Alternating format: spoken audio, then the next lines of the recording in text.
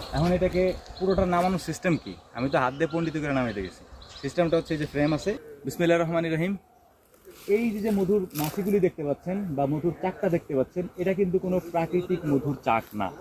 এটা মূলত আমাদের চাষের মধুর চাকটা ওইখানে যে বাসা বাঁধছে। এই যে এখানে দেখতে পাচ্ছেন, এগুলো হচ্ছে বক্স, মানে চাষের মধুর বক্স। এরাই কিছু সংখ্যক লোকজন যায়, মানে কিছু সংখ্যক মধুর মাছি যায় এখানে বাসা বাঁধছে। এখন আমাদের করণীয় হচ্ছে এটাকে ভেঙে দেওয়া বা এখান থেকে নামিয়ে দেওয়া। এটা কিভাবে দেয় সেটা আপনাদেরকে দেখানোর চেষ্টা করছি। তার আগে সেফটি হচ্ছে এটা, কামড় টামড় যদি দেয় না যদিও সাধারণত, তো তার আগে আমি এটা নামাইনি। কামড় খাওয়া যাবে না কোনোভাবেই।